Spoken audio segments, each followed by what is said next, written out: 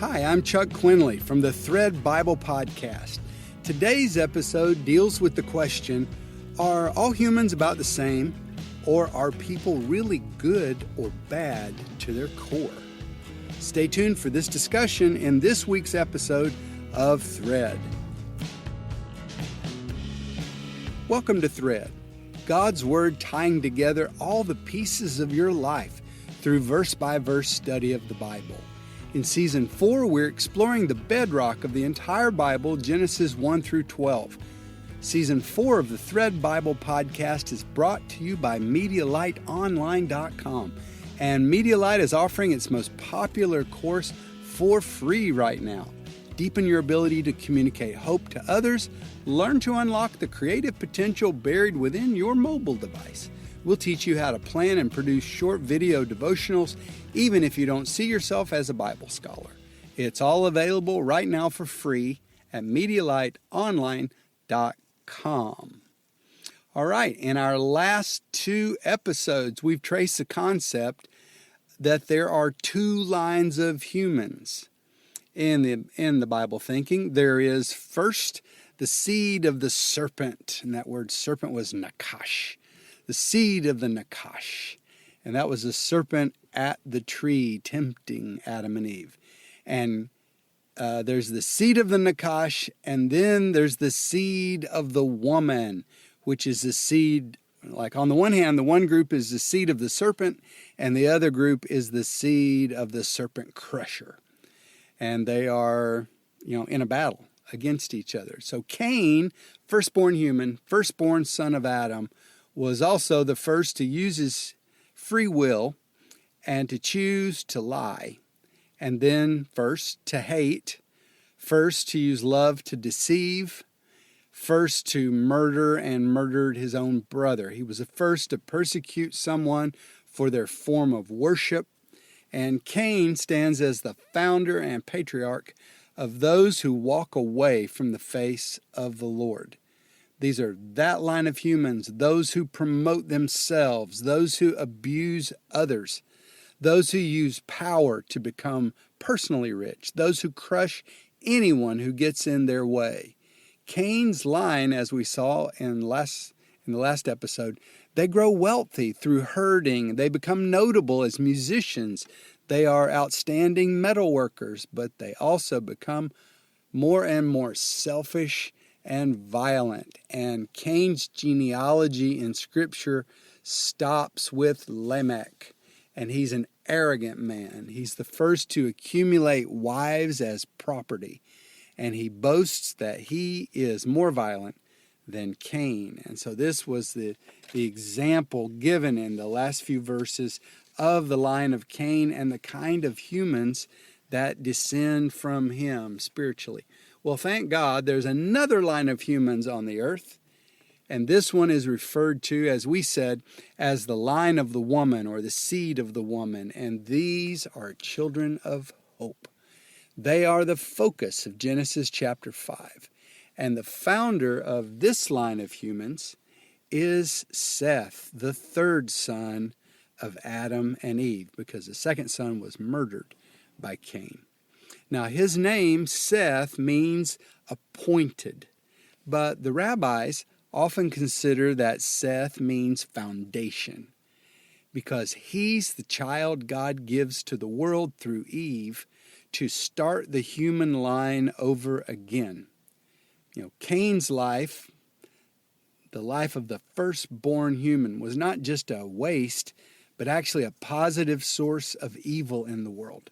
And through Cain's line, evil grows throughout the world. But through Seth, God appoints a new line of humans. And this is a line of humans to make a new foundation for mankind. Let's read from Genesis chapter 4, verses 25 and 26. And again, Adam knew his wife, and she bore a son. And she called his name, it's cool that Eve is now naming things. She called his name Seth, for God has appointed another seed for me in place of Abel, whom Cain killed. And to Seth, to him also a son was born, and he called his name Enosh. Well, the Creator's blessing and the Creator's command to humankind as he installed them as Lord of the earth was be fruitful and multiply.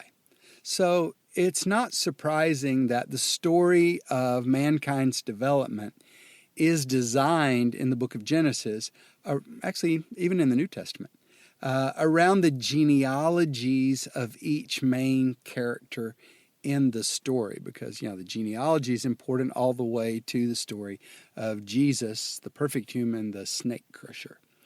So genealogy connects to be fruitful and multiply. And so we see the fruit and we see the multiplication that comes from the life of each of these humans. Seth's seed, try to say that 10 times fast, his seed he named Enosh, which means human, but in a different way. It means human in a way that highlights the frailty of a human. We are mortal. We are easily killed. We need a protector. We need a provider. And we rightly turn to our Maker. And we have every hope and expectation that he will gladly be our Father and our friend.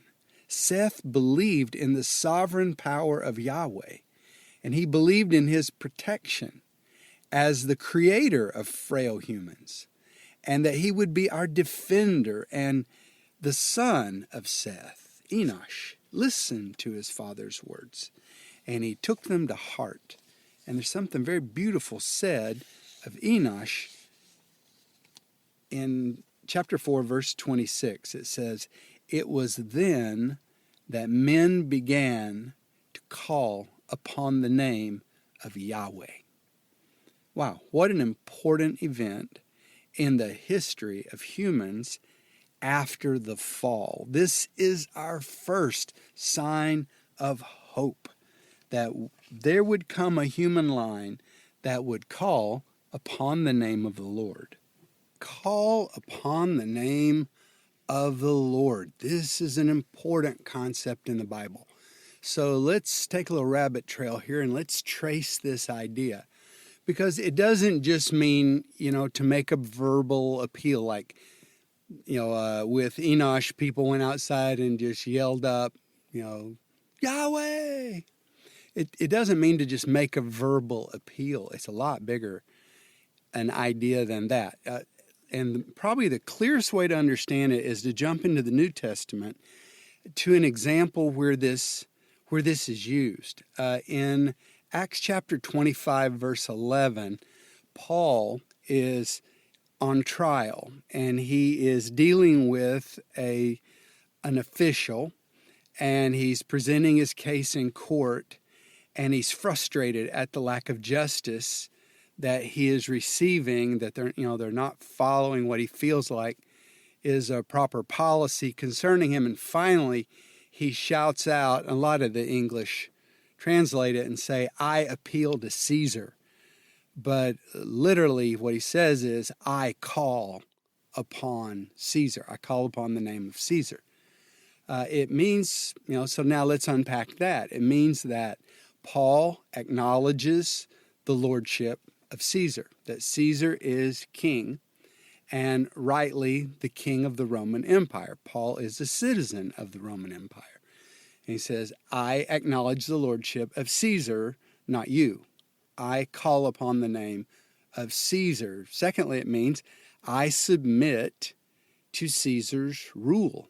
I am a citizen under Caesar. And thirdly, I place myself under his authority, no matter what he decides, because, you couldn't appeal it beyond Caesar. So, it's normally people would have their first case, and then if you didn't like how it went, you'd appeal to his boss, and you'd keep going up the line until you hit Caesar. He was your last chance. Paul just starts with Caesar. I call upon the name of Caesar. To call upon the name of the Lord. It's a sign that you are submitted to the Lord. It's a sign that you are loyal to the Lord. And in referencing the God Yahweh in a world where so many other gods are worshipped, it is a way of saying you are the only true God. You are the only true King. And this begins in the human community. You know, we used to walk with God, and then there was the fall. And then in the recovery of humans, you know, the first family is Adam and Eve and Cain. Then Cain turns out to be the seed of the devil, you know, and he's destroying, he kills his own brother, he destroys the family. There's not a family anymore. There's just him, and he goes off on his own. But Seth, it comes back now. God appoints a new line of humans, and Seth has this amazing son Enosh, and Enosh is the first to call upon the name of the Lord, to place himself in this kind of relationship again with Yahweh. Let's go back to Paul again, Romans 10:12. Paul says, "The same Lord is Lord of all, and he is rich to all who call upon him." And then that famous passage in Romans 10:13, "Whoever calls upon the name of the Lord shall be saved." Whoever submits themselves to the Lord, whoever is loyal to the Lord, whoever acknowledges that Christ is their only King, that he is the only true God and Lord of the earth. If you stand in that relationship, Paul said, you shall be saved. You know, that's calling on the name of the Lord. It's not just a thing you shout. It's not just words you say. It's a posture that you assume. It's a hope in your heart, and it's an ongoing conversation. You know, you're calling upon the name of the Lord. You are talking to Yahweh. You are speaking your heart. You're developing a relationship with him. So Seth's line, through the initiative of Enosh, began to, they looked around them. They could see the family of Cain and what they were doing to the world. They saw the descent of society into corruption. And we're going to learn more about that in the next few episodes. And the world just starts on this deep downward path. And, Seth's line also, they could feel the strong downward pull to our, to base animalism among humans, that they felt and they witnessed the beast of sin, and they saw the emptiness and the vanity of life cut off from Yahweh. Cain's line walked away from the face of the Lord. Cain's line persecuted those who worship the Lord and worship him with integrity, but the children of Seth called upon the name of the Lord. They established their submission to the Lord. They established that they would be loyal to the Lord, and that they would be exclusively the Lord's. He was their only God. He was their only King. And they related to him that way. And that's the importance of this section. A lot of times when you run into genealogies, people just skip over them. There is nothing in Genesis that is just there. None of it is just history. Every word of it is designed to speak meaning to people in exile. And so we do well to step back from anything that seems puzzling to us or tedious to us and say, why is this here? Not just, why is this here to me today? What is God saying to me? But in the bigger picture, when, this book is speaking to a planet of people who are exiled from the garden. They are not in the kind of world that the Father created. And it gives them a message. And in these verses, we have a message of hope. And we need it because humans just keep screwing this thing up so bad. God gives us chance after chance, and generation after generation of humans turn their back on God, and they use their free will to push him away and to walk away from him. But you've got this, this section that's sort of buried in genealogy. And it starts to show us that there's another possibility, that there's still some people. They're not a lot. And they may not be, because one thing that's interesting to note in this genealogy, and if you just, we're going to kind of bounce through it pretty fast, because there's nothing all that outstanding. It's not like, and these are cool guys because they made the first, battleship or whatever. That isn't why they're here. This is a small group, and they might not be the richest, and they might not be the most powerful, and they might not be the ones famous, but they're not the ones that self-promote.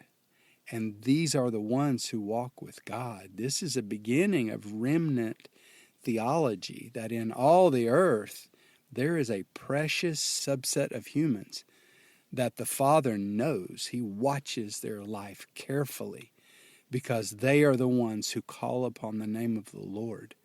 They honor Him. They fear the Lord. They reverence Him. They love the Lord. They want to love what He loves and hate what He hates, and they are walking with their Maker. And He knows who they are. And I'm believing that you're one of those, and that the Father knows you, that heaven knows who you are.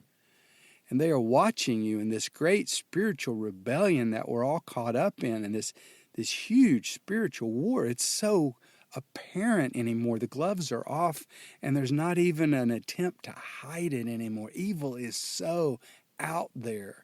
Perversion, malice, it is so in our face. But somewhere in this planet, this totally messed up world, there are some really good people. And they are sown like precious seed in fields of weeds. And the Father knows them, He is watching them, and He is here to be Father and friend to those who call upon the name of the Lord. And Paul encourages us. Anyone who calls upon the name of the Lord will be saved. He will be Savior to you if you just respond to Him, because the Father has always been looking out in love. We'll be right back.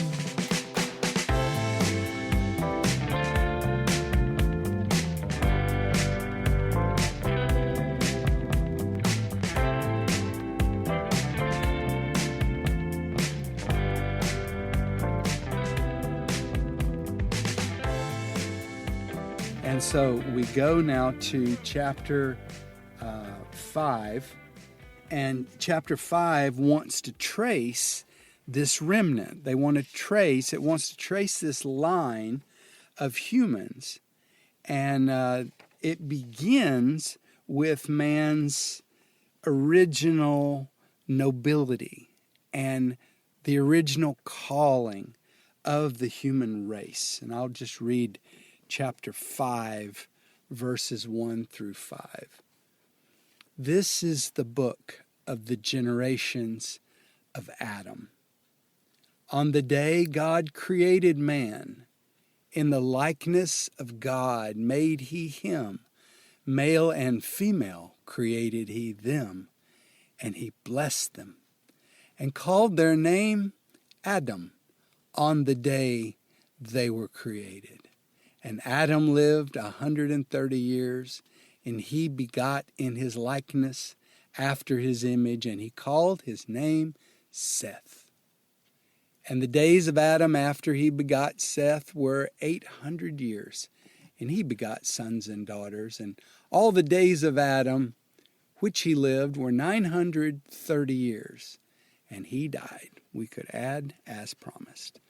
We know Adam has lots of sons and daughters. The intent of this book is not to give you a proper genealogy of Adam and say, let's look at all the descendants of Adam. Because, if you live that long and you have children, who knows how many children, they're only interested in the children that are part of this story, because, as part of editing is part of good storytelling. But there's a reason for bringing up Seth. There's a reason for Enosh. And there's a reason all the way through this line. I don't have time to go into this, and it's probably too tedious for a lot of people. But if you notice verses 1 through 4, if you read it in Hebrew, the word Adam is in there like 5 times. And it's used differently all the way through it. And a lot of translations kind of because in a sense you're having to make a value, a judgment on how to translate this, because sometimes it means mankind. Sometimes it means the original creation. And sometimes it means the name of the man who was the first creation. Now, what I think is really interesting is finally Adam gets a name. He's just called the man, and now that word, the man, becomes his proper name. And in verse 2, after it says, when God created man, all these are Adam, Adam, Adam, Adam, okay? So on the day that God created man, and we're going to take that mankind, in the likeness of God, he made him male and female. He created them because, again, Eve was Adam. Eve is not Adam plus something else, Adam plus something else God put together. Eve is Adam. Eve has come out of Adam. So it's really interesting. It says, God blessed them when them was one, and called their name Adam. And then later, he pulls Adam in half, recreates a body, and now it's Adam and Eve. Anyway, it's a mystery, and there's a lot of beauty in that. It would be a good thing to ponder about what men and women are, and how, instead of having the sex wars, how very close we are. Why should it be men versus women? We are the same. We are from the same creation. And we are one as God's called lords over this planet. So it's not he called Adam, he made Adam the man, lord of the planet, and gave him a wife. Adam and Eve are one. And the union between them is this beautiful, powerful, mysterious union. But that's not the topic that we're on right now. But so let's just go through the remaining genealogy. So God told Adam and Eve, you're going to die if you eat this fruit, and they ate it, and they didn't die, but they really did. It just took a while. And so Adam dies as promised in verse 5, and now we start to trace the line of Adam. And I'm not going to read the text, but I am going to bounce through the descendants. So you get Adam, through Adam you get Seth, through Seth, Enosh, and that's where our story is today. Through Enosh, we have Canaan. Through Canaan, Mahalalel. Through Mahalalel, we get Jared. Are you counting? That's 6 generations. And on the 7th generation, there is a notable person. But it's not that these are like hit or miss people. This is the line of people who call on the name of the Lord. And now we get to verse 21, and there's this beautiful person. And Enoch, whose name is pretty close to Enosh, Enoch lived 65 years, and he begot Methuselah. And Enoch walked with God. Finally. Now we've got a reference to somebody 7 generations after the creation. There is someone who is again walking with God. He has returned to the way humans were with the Creator, walking together on a journey with God. We always want to settle down and build a great thing, but when we see God in the Bible, he's moving. He's usually walking. And the idea of being with him is not sitting with God as much as walking with God. He's on a journey. This planet's on a journey, and journeying people. If you're going to move through life with the Lord, you're going to have to get used to change. because he has missions to do and things to be about. And Enoch walked with God. And it's just a beautiful return back to the garden. He lives 365 years. It's all so symbolic. He's the seventh generation. He lives 365 years. Look at the end of his life. Everyone has died. It always ends with the same words, because this is the consequence of our rebellion in the garden. It'll say, Adam lived this many years and he died. Seth lived this many years and he died. Enosh, and he died. And it does that 6 times. When it gets to the 7th, now we're on the Sabbath, okay? Go back and listen to the lessons that we had about the Sabbath. It's so powerful because God has entered into a Sabbath. It's an unending Sabbath. And now the Sabbath human, the 7th human, it says, and Enoch walked with God, and we don't hear of his death. And he was no more, for God had taken him. So many unanswered questions here, you know. He took him. Why? How? To where did he take him? He pops up later in Scripture. But the point is, he has found the garden again. He's this exception to the rule. And it lets us know that there is a life with the Father. That it's not like all discipline and curses, and the door is there. And if we will enter the line, be a descendant of Enosh, a descendant of Seth, and walk as Enoch did, walk with God. And it says, and God took him. Okay, now back to our story. The very next human lives the longest of anyone. Methuselah is the son of Enoch. And Methuselah lives 969 years. And Methuselah gives birth to a son, and he names his son also Lamech. And this is not Cain's descendant. It's just another descendant with that name. And this is where the story begins to reform. There's going to be an entirely different chapter beginning, not just in this book, but in the story of God and humans. And let's read that. Verse 28. Lamech lived 182 years, and he begot a son. And he called his name Noah, or Noach. He called his name Noach, saying, this one will bring us comfort from our work and from the sorrow of our hands, from the ground which Yahweh cursed. This all hyperlinks right back to the garden and to the curse and to everything that was said and to the human experience after the fall of man. And so here's Noah. His name means rest, but it sounds like comfort. And all through this book, there are word plays. And so Noah, rest, remember Sabbath and rest. And so Noah gets this name, and his father says he will bring us rest. Noah is the 10th generation after creation. And a whole new life comes. But there's a word that's really important because we're going to see this word a few more times, and that's the word sorrow. When Adam and Eve fell, God said to Adam, your relationship with the good earth that you are from, because the earth is now cursed because of you, your relationship to the earth is going to be one of sorrow.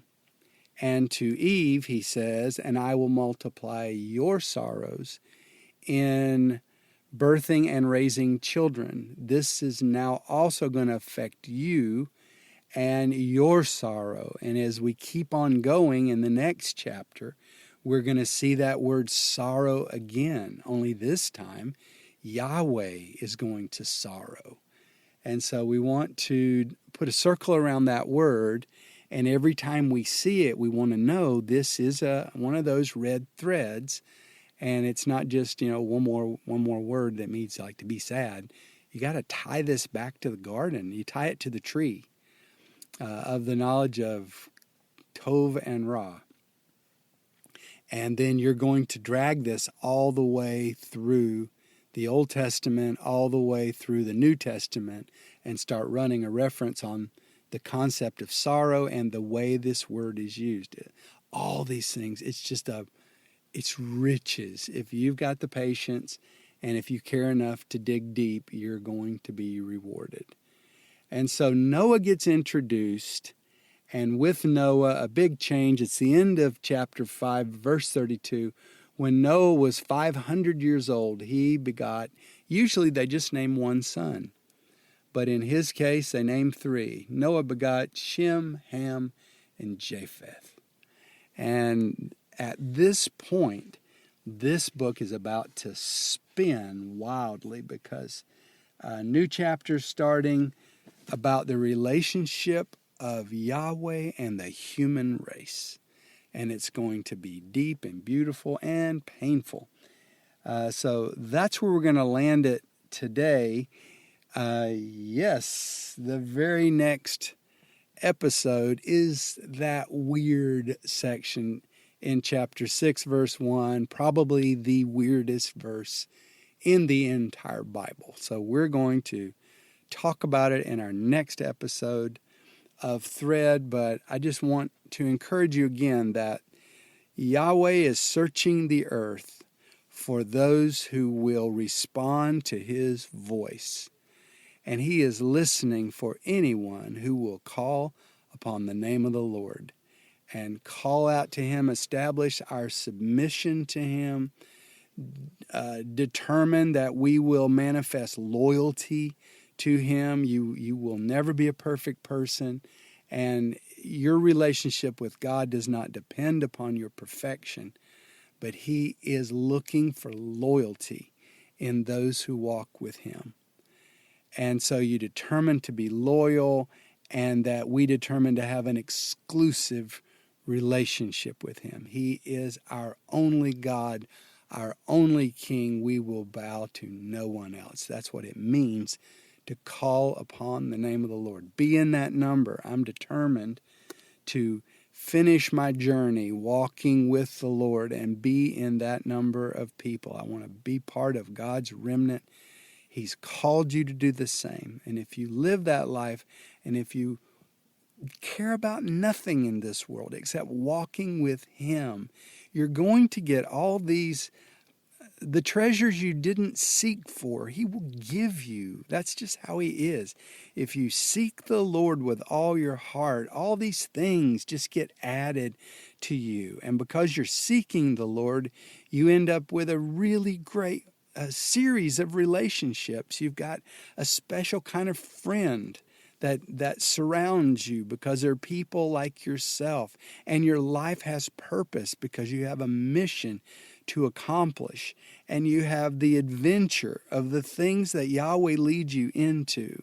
And when you marry, if you marry, you find yourself in a totally different kind of relationship if you marry someone who also calls upon the name of the Lord.